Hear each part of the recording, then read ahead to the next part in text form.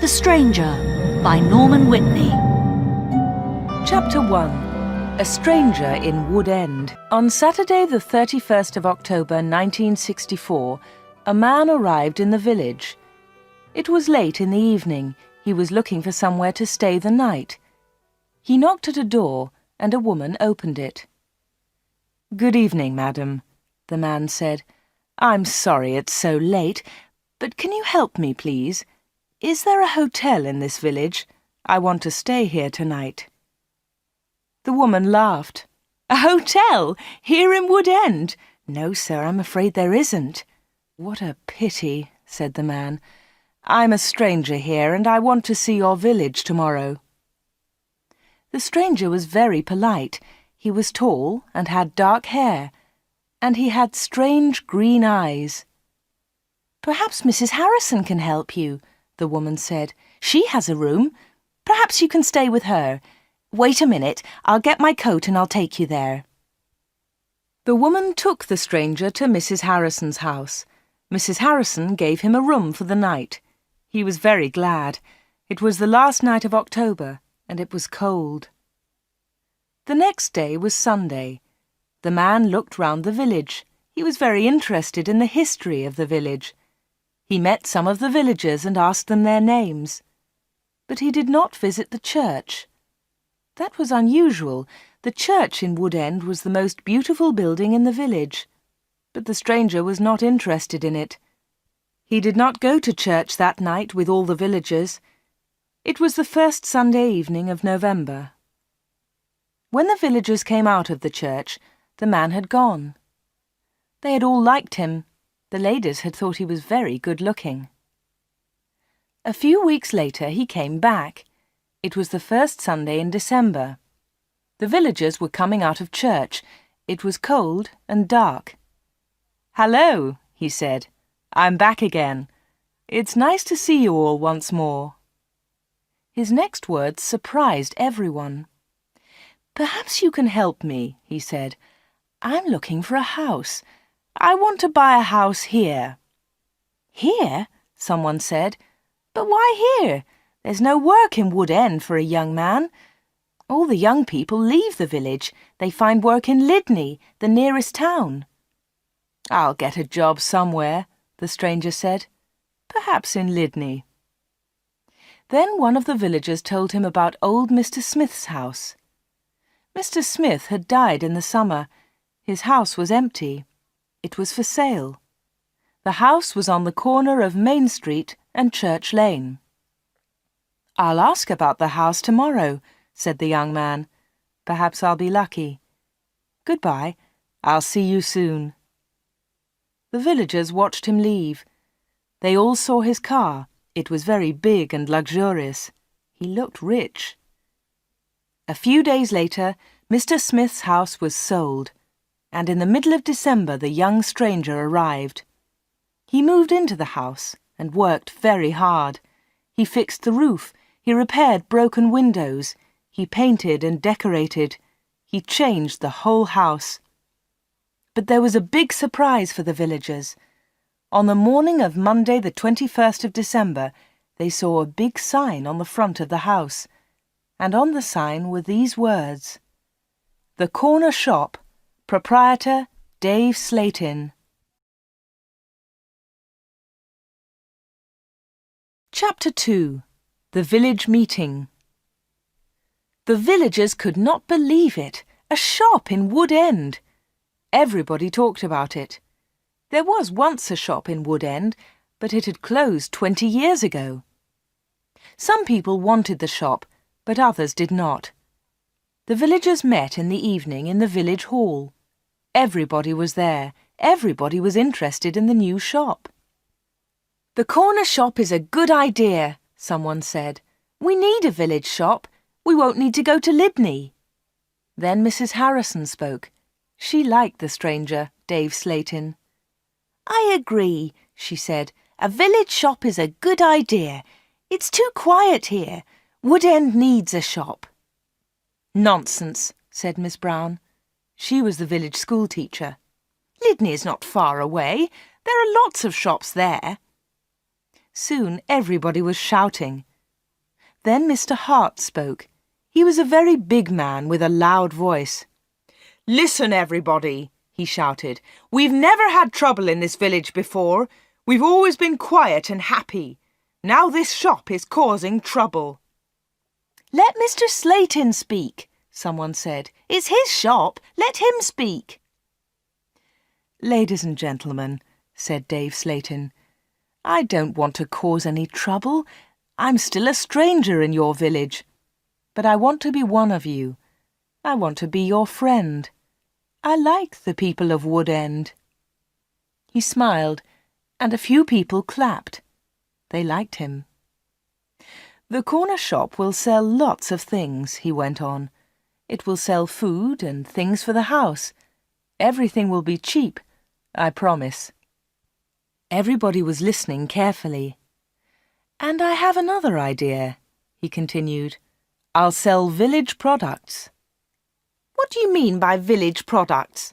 asked Miss Brown. "I'll tell you, Miss Brown," he said. "I know that you make beautiful bread and cakes." Miss Brown smiled. Yes, she did make bread and cakes. Everyone knew that. "And you, Mr. Hart, I've seen your flowers. You grow beautiful flowers." Now Mr. Hart smiled. Yes, his flowers were beautiful. Everyone knew about them. "And Mr. Everett makes pots," someone said. "And Mrs. Davis makes dolls," said another voice. "And I do paintings of the village," said old Miss Lucy Gray. "Yes," said Dave, "you can all do something. You villagers are clever. You make lots of things. We can sell them to the tourists. In the summer, Wood End can make a lot of money." "But what about the money?" said Mr. Hart. "How will you pay us?" "That's a good question," said Dave. "And here's the answer. You'll bring your things to me, and I'll sell them for you. I'll keep some of the profit. You'll have the rest." "What a good idea," said Miss Brown. "Yes, I agree," said Mr. Hart. All the villagers agreed. Everyone in the village was happy with Dave Slayton's plan. The corner shop opened on Monday the 4th of January 1965. Soon the shop was busy, and Dave needed an assistant. The new assistant in the corner shop was Anna. She started work in late January.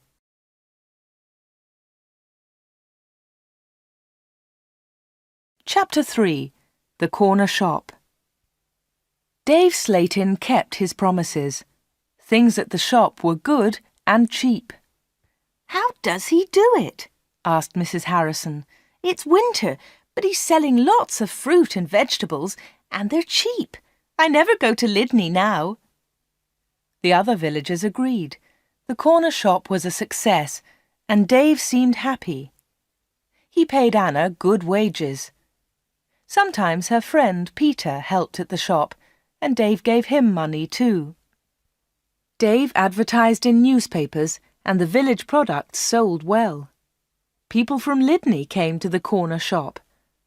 There were lots of visitors, and Wood End became more interesting.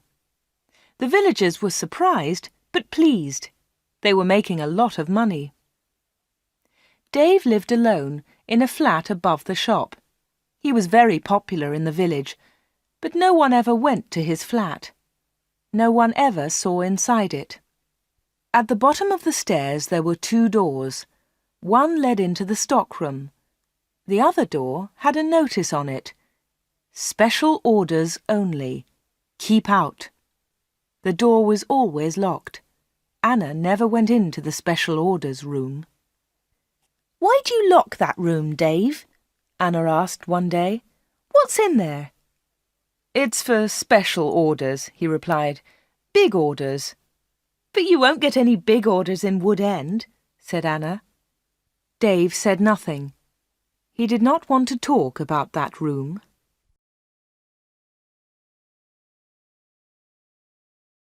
Chapter 4. A Beautiful Customer. For 3 months, everything was normal. Then, one day in April, an unusual customer came into the shop.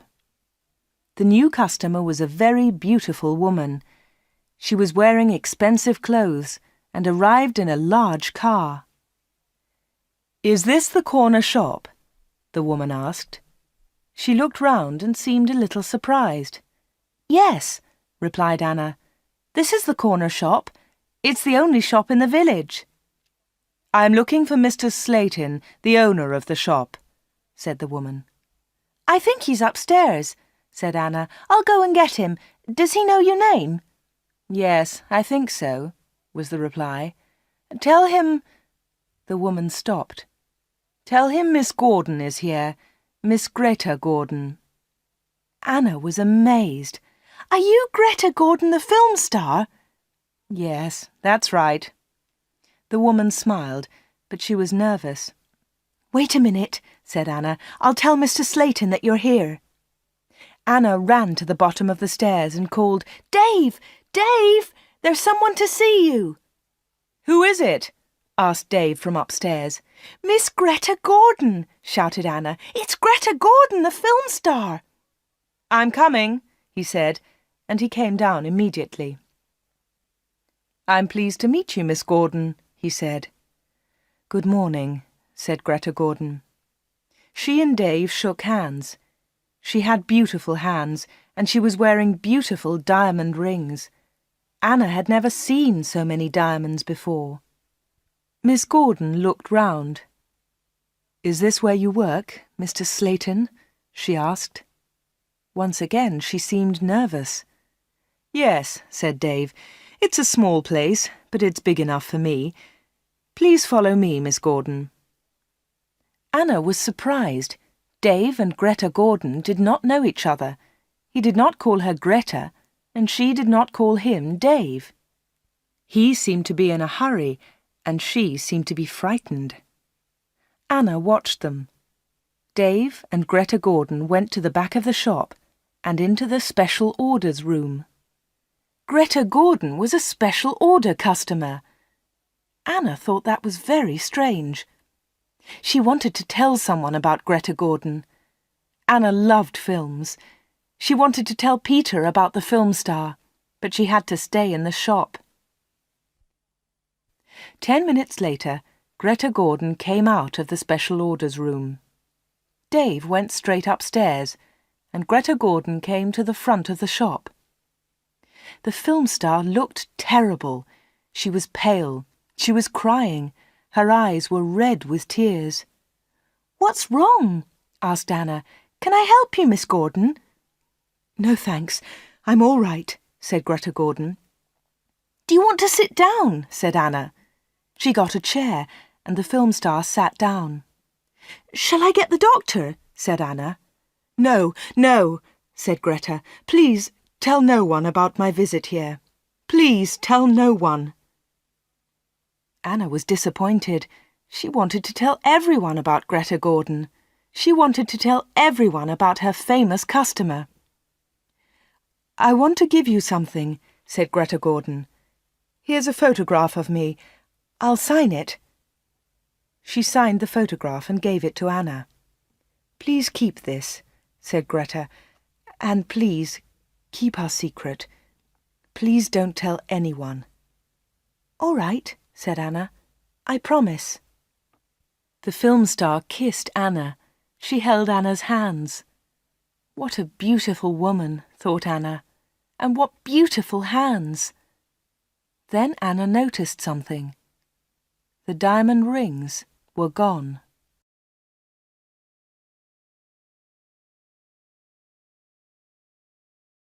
Chapter 5. A Page in Film News. Dave never talked about Greta Gordon. He never talked about her visit to the corner shop. One day, Anna asked him about the film star. "How do you know Greta Gordon?" said Anna. "Is she a friend of yours?" "I don't want to talk about her," Dave replied. "She was a special order customer. Don't ask any more questions about her, Anna." So Anna did not ask any more questions. She did not ask about Greta Gordon's special order, and she did not ask about the rings. Anna kept her promise. She never told anyone about the film star. Soon it was spring. Anna and Dave were busy. Mr. Hart brought lots of flowers to the corner shop, and Anna sold them to the tourists. There were lots of tourists that year. In May, Peter asked Anna to marry him. She said yes. They became engaged. They planned to get married in the following year. Now they needed money, so they worked hard and they saved. They were very much in love. On Saturdays, Peter played football or cricket, and Anna often went to the cinema in Lydney. He enjoyed sports, and she loved watching films. One day, Anna was reading Film News. This was a magazine about film stars. She turned the pages. There was a picture of Greta Gordon. Anna was pleased. What a surprise! Beautiful Woman was going to be a big film, and now Greta Gordon had the star part. Anna wanted to tell Peter about Greta, but she kept her promise. She did not tell anyone. But she did show Film News to Dave Slayton. "Look, Dave," she said, "here's a story about Greta Gordon. Isn't it great? She's got the big part in Beautiful Woman." Dave looked at the magazine. "Greta Gordon will star in Beautiful Woman." The star of Beautiful Woman was Joanna Lee, but Miss Lee has broken her arm. "I don't know what happened," said Miss Lee. "I was in my bedroom. I slipped and fell." Greta Gordon will now be the star of Beautiful Woman. "I'm so lucky," Greta told us yesterday. "I've always wanted the part. I can't believe it." "I don't know anything about films," he said. "Is Greta Gordon a big star?" Anna laughed. "Big star? Yes, she is. She's terrific." Dave didn't seem interested. "I hope she's happy with her big part," was all he said.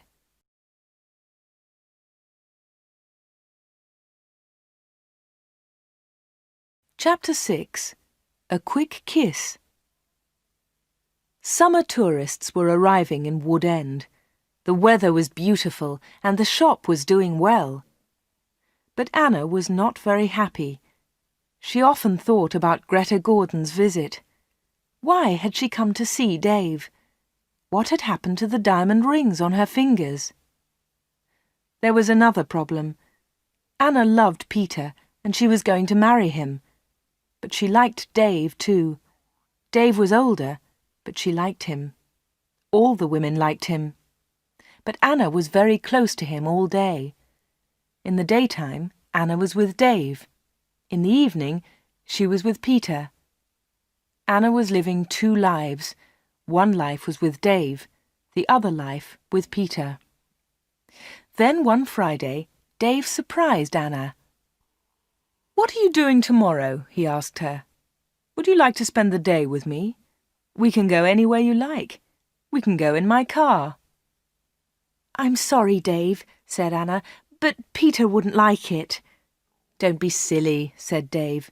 "We won't go far. I'll close the shop at lunchtime, and we can go to Lydney." Anna wanted to go with Dave, but she was worried about Peter.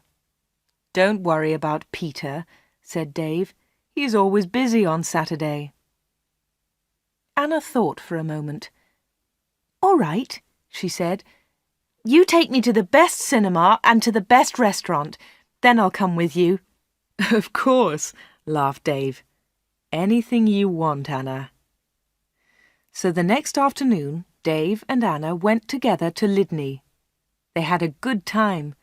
Dave bought Anna a new, expensive dress. Then they went to a cinema and afterwards to a restaurant. Peter played cricket that Saturday. He never knew about Anna's day with Dave. He was playing in another village and returned to Wood End very late. Dave and Anna were also very late. Dave stopped his car near the corner shop. The night was warm. "Thanks, Dave," said Anna. "It was a lovely day." "I enjoyed it too," said Dave. He put his arm round her shoulders and kissed her. It was a quick kiss, but for Anna, it was wonderful.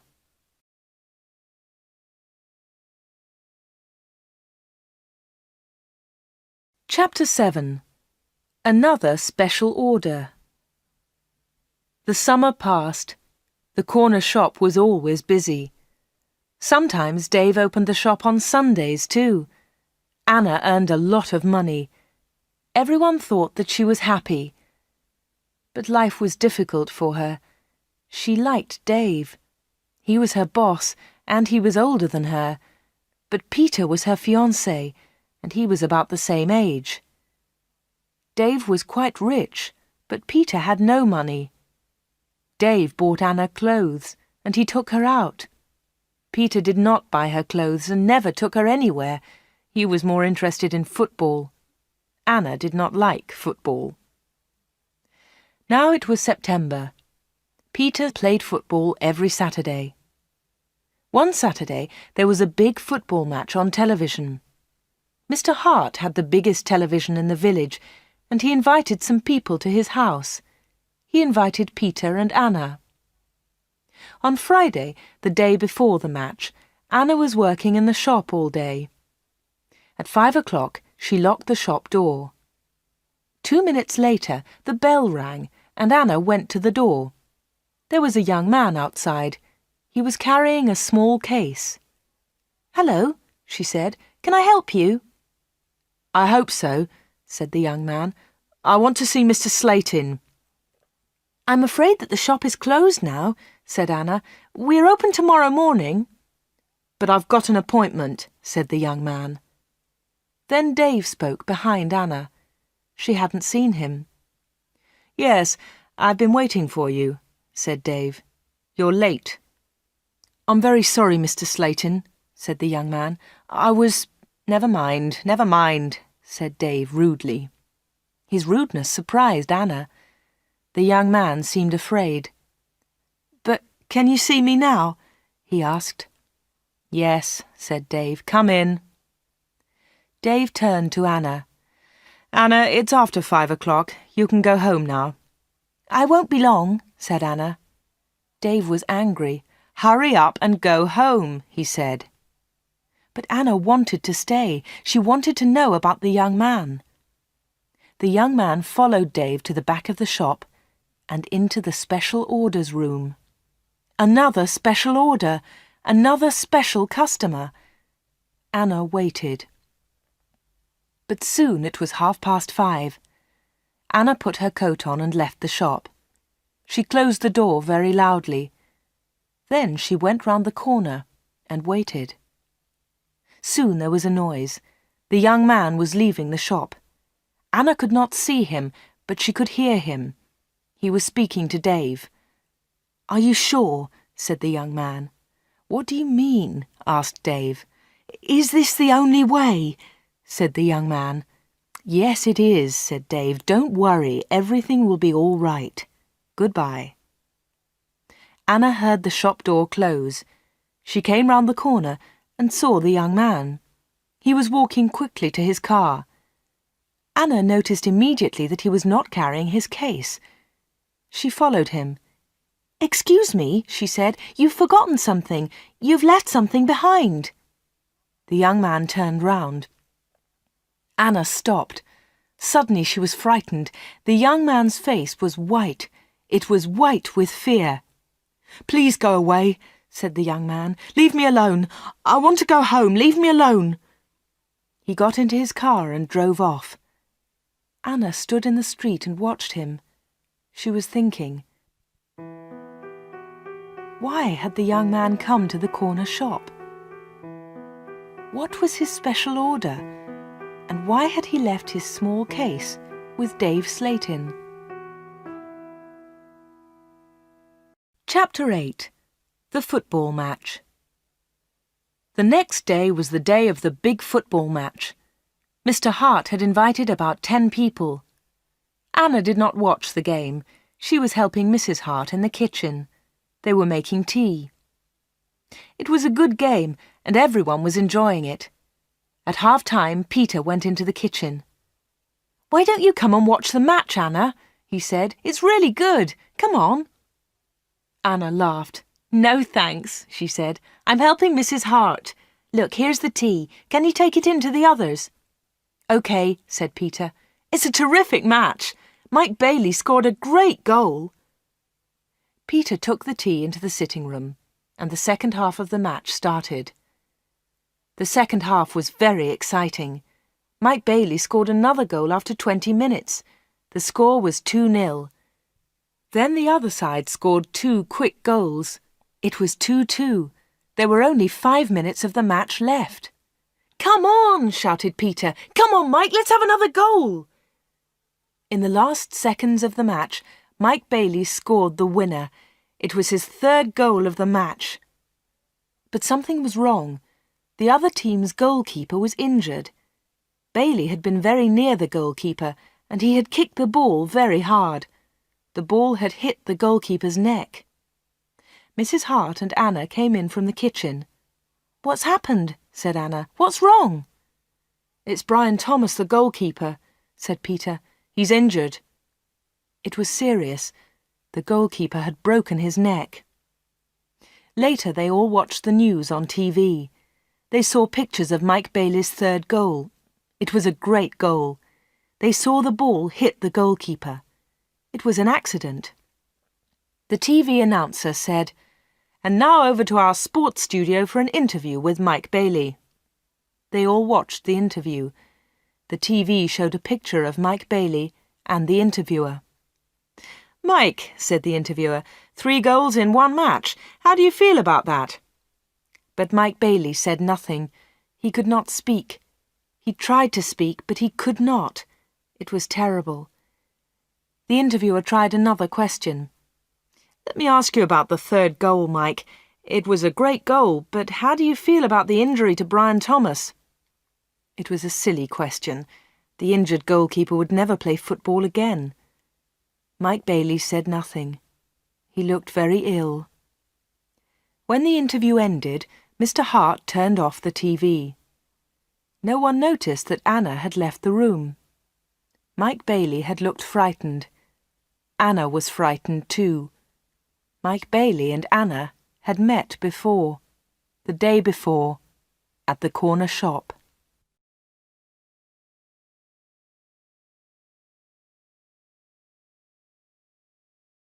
Chapter 9. A Secret Weekend. Anna did not know what to do. She was only 17, but sometimes she felt much older. She wanted to ask Dave about Mike Bailey and Greta Gordon. She wanted to know about special orders. She decided to wait. One day, Dave and Anna were alone in the shop. "How's Peter?" asked Dave. "He's fine, thanks," said Anna. Dave smiled. "Is he still playing football?" "Of course he is," said Anna. Dave laughed. "You don't see him very much, do you, Anna?" "I see him 3 or 4 times a week," said Anna. "What about weekends?" Dave asked. Anna replied quickly, "I don't see him much at weekends. He plays football then." "When are you getting married?" asked Dave. "I don't know," she replied. "We haven't decided yet. Perhaps next year." "That's a long time." Dave smiled at Anna. Anna felt afraid. She also felt excited. She didn't know why. "Sometimes you're bored, Anna, aren't you?" said Dave. He looked into her eyes. "Yes," said Anna, "that's true." "Why don't you come away with me for a weekend?" said Dave. "We can go to London."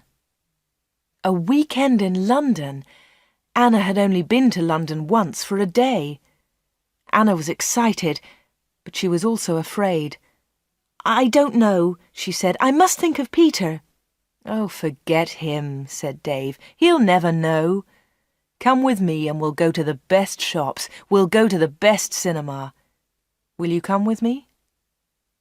Anna said nothing. Suddenly she had an idea. She looked at Dave. "Perhaps I'll come with you," she said. "Good," said Dave. "That's great." "But first," said Anna, I want to ask you something." "What do you want to know?" he said quietly. "I want to know about your special orders." "Very clever," said Dave. "You're a village girl, but you're very clever, Anna." "Village girls aren't stupid," said Anna. "Now tell me about your special orders, then I'll come to London with you." Dave was angry. "One question. You can ask me one question," he said. Quickly, Anna asked, "Why do people come to you? Why—" "One question! Only one!" shouted Dave. "All right," said Anna, "but don't shout. Tell me, why do people come to see you?" Dave thought about his answer. He spoke quietly. "They come for help," he said. "They need help, and I sell help to them. That's all." Anna didn't understand. "What sort of help?" she asked. "One question," shouted Dave. "I've answered your question." Anna said no more. She and Dave had made an agreement. Anna had asked her question. Dave had answered it. Dave had invited Anna to London for the weekend, and Anna went with him.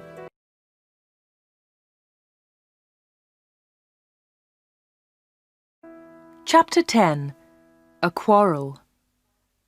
Anna enjoyed the weekend. They arrived in London late on Friday evening and stayed at a big hotel. On Saturday they went shopping, and in the evening they went to a cinema. On Sunday they went to a park. They came back to Wood End on Sunday evening. It was the last Sunday in September. On Monday, Anna went to the shop. It was not so busy now. Summer was over. Most of the customers were villagers. It was a cold autumn. On Monday evening, Peter came to see Anna. "Hello," said Anna. "Did you win on Saturday?" "No," said Peter. "We didn't win, and I didn't play." Anna was surprised. "You didn't play? Why not? What was wrong?" "I didn't feel very well on Saturday morning. I stayed in Wood End. I was in the village all weekend." Anna's face was red. Her voice was quiet. "Are you feeling better now?" she asked. "No," said Peter, "and you know why." Anna tried to look surprised. "Me?" she said. "Oh, Anna," said Peter, "you know what's wrong. It's you and Dave Slatin." "What do you mean, me and Dave Slatin?" said Anna quickly. "You went away with him on Friday evening. Someone saw you in Dave's car." Anna tried to explain. "Oh, it's nothing," she said. "Dave and I went—" "Shut up," said Peter. "I don't want to know, Anna. Don't talk about it." "But Peter," said Anna. Peter didn't listen. "I know he's got a lot of money. He can take you to places. He's from a big city. I'm a poor village boy, Anna. But you must choose. You must choose between Dave and me. You can't have both of us." "I know that, Peter," said Anna, "and I don't want both of you. But listen, Peter, I want to tell you about Dave. There's something very strange about him." "Dave, Dave, Dave," Peter shouted. "You talk about him all the time. I don't want to hear his name again." Peter turned round and walked out of the room. He left Anna's house. Now Anna was alone. She was very unhappy. She wanted to talk to Peter. She wanted to tell him about Dave. She wanted to tell him about Greta Gordon and about Mike Bailey. But Peter had left her. Chapter 11. Arthur Riseman. It was October. It was cold and wet. Anna was not very busy at the shop. She was very unhappy. She was a different girl. She seemed older. She didn't go out much. She looked ill. Most of the villagers knew that Anna had quarrelled with Peter. They also knew that she had been to London with Dave. But no one was able to help Anna. She did not talk to anyone. Before, she had been a happy, smiling girl. Now she was sad and lonely. She went to the shop every day. She was waiting for another special customer. Anna did not wait long. It was the middle of the month. Anna was alone in the shop. It was almost lunchtime. A middle-aged gentleman came in. He was a big man with a very large moustache. He was well dressed, and he was carrying a large briefcase. "Good morning, miss," he said politely. "Good morning, sir," said Anna. "Can I help you?" Anna was very polite too. She was interested in this man. "I'm looking for Mr. David Slayton," said the man. Anna smiled. "Are you a salesman?" she asked. She knew that he was not a salesman. He didn't look like a salesman, but she wanted to talk to the man. The man smiled. "Yes, I am a salesman," he said. That was not true. Anna knew that the man was lying. Then she said, "Perhaps I can help you, sir. I usually speak to the salesman." She looked at the man's case. It had the letters ARICS printed on it. "Thank you," said the man very politely, "but I have a private appointment. I have come from London, and I must see Mr. Slayton." "I'm sorry," said Anna. "He's very busy at the moment, but I'll tell him you're here. What's your name, please?" The man smiled. "Roberts," he said. "Arthur Roberts." Anna went to the back of the shop. Dave was coming down the stairs. "There's a man in the shop," said Anna. "He wants to speak to you." "Thanks," said Dave, and he went to the front of the shop. "Good morning, Mr. Reisman," said Dave. "I'm pleased to meet you." Anna listened. Reisman! The man's name was Reisman, not Roberts. What a liar! The man did not look at Anna. "I'm pleased to meet you, Mr. Slayton," the man said. "Please come with me," said Dave. Mr. Reisman followed Dave. They went into the special orders room. A minute later, Dave came out. He came to the front of the shop. "It's lunchtime, Anna," he said. "You can go home now." "Thanks, Dave," said Anna. "I'm going in a few moments." Dave went back to the special orders room. Anna did not leave the shop. She waited. Anna wrote down the letters ARICS. She understood AR, Arthur Reisman, but she did not understand ICS. At 1:30, Anna heard noises. Mr. Reisman was leaving. Dave was talking. "Thank you, Mr. Reisman," said Dave. "And thank you," said Mr. Reisman. "You have helped me a lot." "Good," said Dave. "Goodbye, Mr. Reisman. My assistant isn't in the shop, but you can open the door. Goodbye." Dave went upstairs, and Mr. Reisman came into the front of the shop. Anna was sitting quietly in a corner.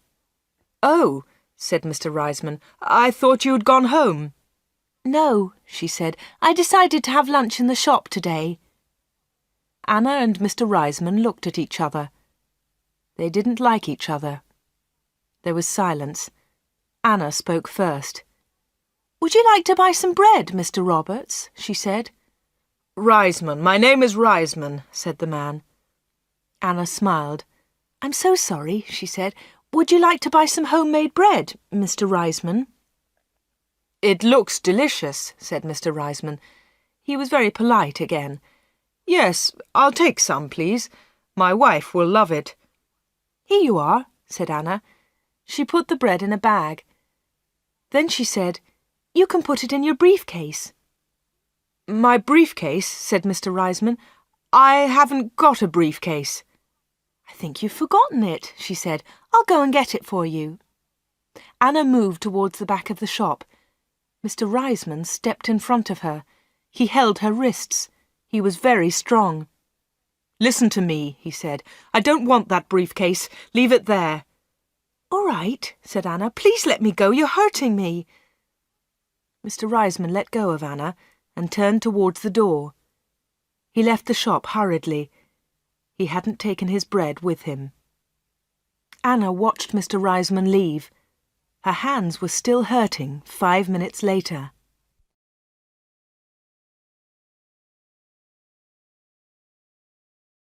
Chapter 12. Anna waits for news. Anna waited for some news about Mr. Reisman. She remembered Greta Gordon. The film star had visited the corner shop. Later there was news about her in a magazine. Mike Bailey had visited the corner shop too. Later there was a lot of news about him on TV. And now Mr. Reisman had visited the corner shop. Anna was waiting for some news about him. All 3 visitors had been special customers.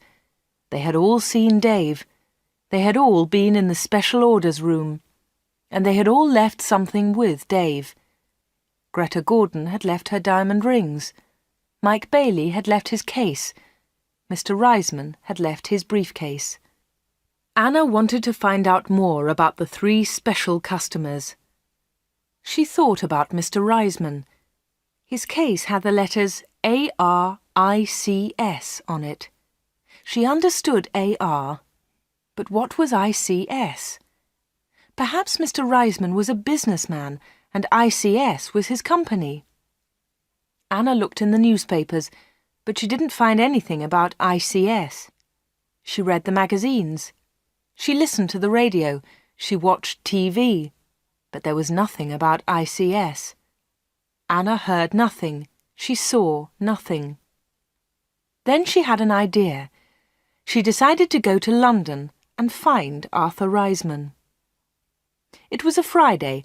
Early in the morning she left a note for Dave. She took the note to the shop. "Dear Dave," it said, "sorry I can't come in today. I'm going to Lydney. I'm buying some things for my wedding. Anna." The note did not tell the truth, but Anna didn't care. Anna took a bus to Lydney and then caught a train to London. She got to Paddington Station at midday. She got off the train and looked for a telephone box. The telephones were near to the entrance to the station, but the boxes were all full. She stood and waited. Then Anna saw the letters ICS. There they were. They were on a huge advertisement. Anna had found the answer to her problem. International Computer Services, ICS. Perhaps that was Mr. Reisman's company. Soon one of the phone boxes was empty. Anna rang the number, 222-8959. "ICS, can I help you?" said a woman's voice. "Yes, please," said Anna. "I want to speak to Mr. Reisman, Mr. Arthur Reisman. I think he works at ICS." The woman laughed. "Works here? Yes, he does," she said. "He's the vice chairman of the company. Wait one moment, please. I'll get his secretary." Then there was another woman's voice on the phone. "Mr. Reisman's secretary, can I help you?" "Yes, please," said Anna. "I'd like to speak to Mr. Reisman." "Who's calling, please?" said the secretary. "Mr. Reisman doesn't know my name," Anna replied. "Is Mr. Reisman expecting your call?" the secretary asked. "No, he isn't," said Anna. "I'm afraid he can't speak to you now," said the secretary. "He's at a meeting now, and he's flying to Switzerland in an hour's time." "But I must speak to him for a few minutes," said Anna. The secretary became annoyed. "That's impossible," she said, "but I can take a message." "No thanks," said Anna. "I'll call again next week. Will Mr. Reisman be back then?" "Yes, he will," replied the secretary. "Goodbye." And she put the phone down. Anna had found Mr. Reisman's company, but she hadn't spoken to him. Anna spent the afternoon in London. She went to see a film, then she had tea in a small cafe near Paddington Station. Her train left London at 6:30. She bought an evening newspaper and got on the train. Anna was tired, but she felt happy. After a few minutes, she looked at her newspaper. Anna was waiting for some news. There it was, on the front page. "Private plane crash near London. 6 dead, all from ICS. 6 people were killed this afternoon in a plane crash at Enfield near London. The plane was flying to Switzerland. The passengers were all from International Computer Services, ICS. Among them was Mr. Alfred Gluck, the chairman of ICS. Mr. Arthur Reisman, vice-chairman of ICS, told us, "I'm lucky to be alive. I was at a meeting today. The meeting went on for a long time, and I didn't catch the plane." Mr. Reisman will probably be the new chairman of ICS.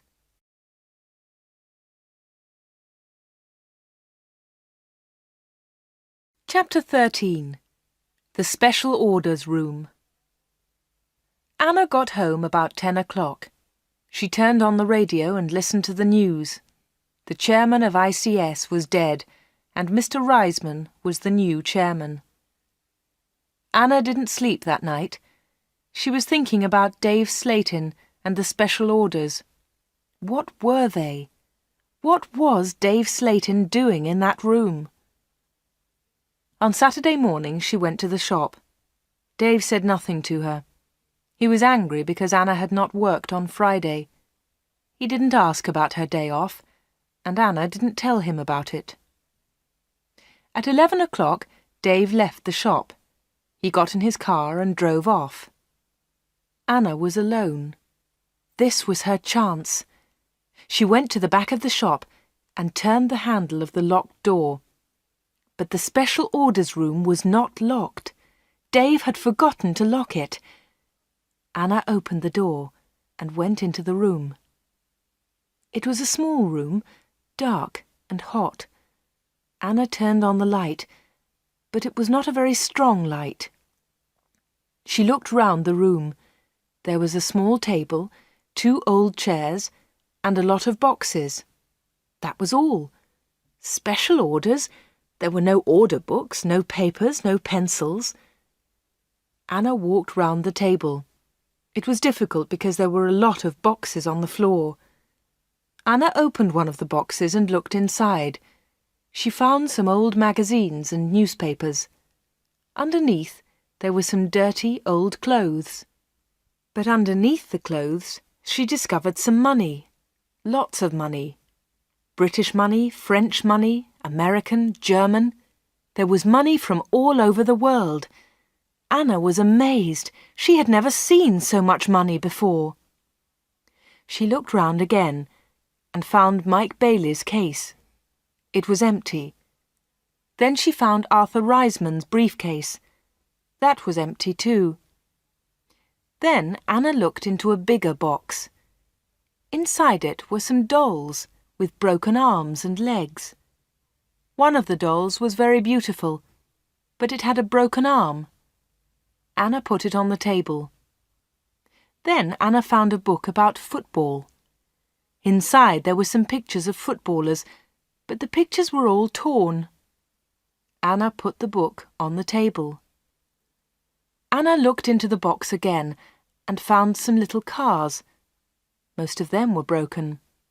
She found a small model aeroplane. It was broken too. Anna put all these things on the table. What a strange collection. There was the money, the broken doll, the toy cars, the model aeroplane, and there was the football book with the torn pictures. Anna looked at the things on the table. What were they for? Why did Dave Slayton keep them in this locked room? Suddenly Anna jumped. There was a noise behind her. Someone was standing at the door.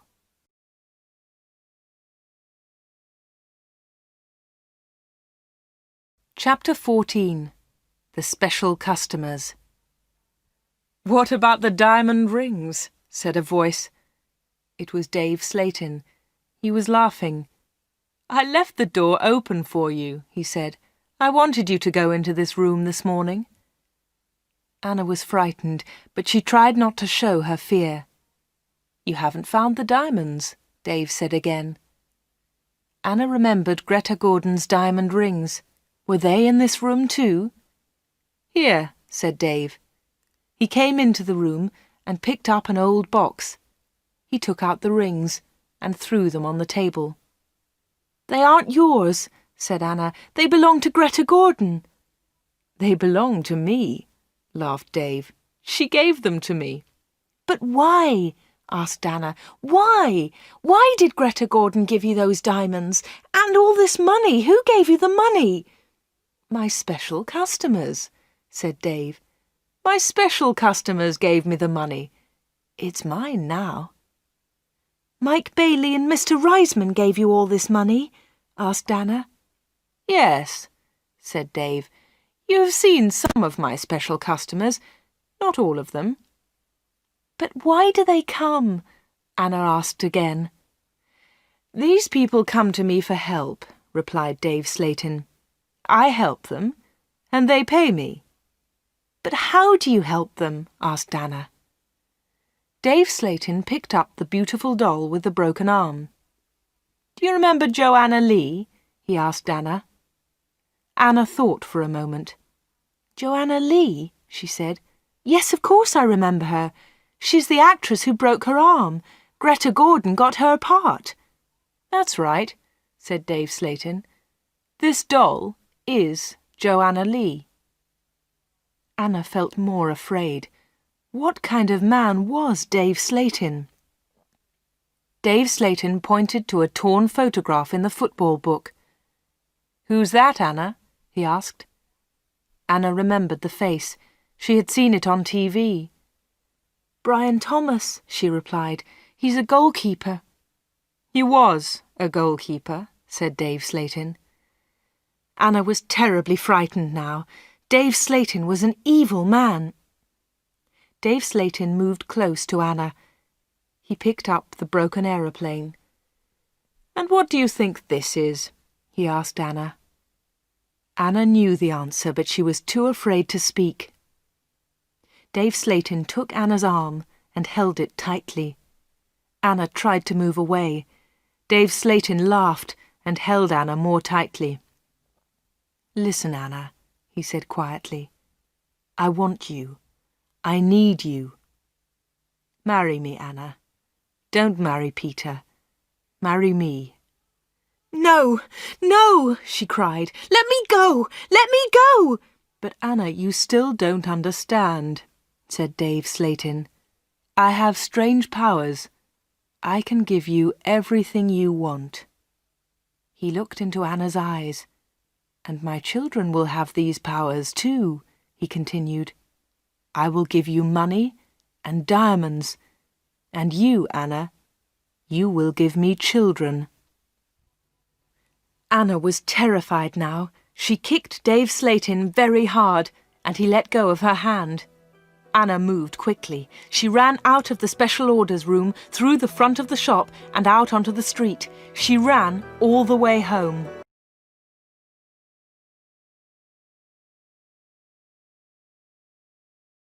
Chapter 15. The 31st of October.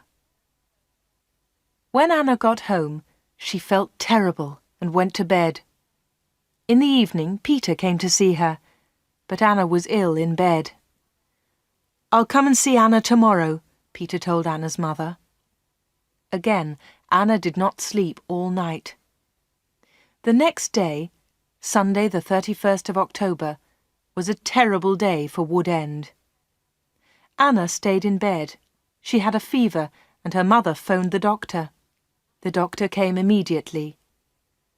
"Anna's very ill," said the doctor to Anna's mother. "I'm worried. I don't know what's wrong with her. I'll come back again tonight." That afternoon, Peter came to Anna's house. He tried to speak to Anna, but she was too ill. He sat quietly beside her bed. At about 7 o'clock, Peter heard shouting in the street. He went to the window and looked outside. People were running and shouting, "Fire! Fire! Fire! There's a fire at the corner shop!" Peter ran out of Anna's house and into the street. There was a big fire on the corner. The shop was in flames. Nobody could see Dave Slayton. "His car's here," said Mr. Hart. "Dave must be inside." Then the villagers saw him. He was standing at an upstairs window. "Jump, Dave!" they shouted. "Jump! Save yourself!" But Dave did not move. He was standing at the window, and he was laughing. Some of the women in the street started screaming. Mr. Hart tried to run into the shop, but the others pulled him back. Flames were leaping up from the shop. The flames reached Dave Slayton. The villagers saw that he was still laughing. That was the last time they saw him. The flames hid him completely. No one was able to save him, and no one ever saw him again. Peter went back to Anna's house. The doctor was in the kitchen, talking to Anna's mother. Suddenly, there was a scream. They ran upstairs to Anna's room. Anna was dead.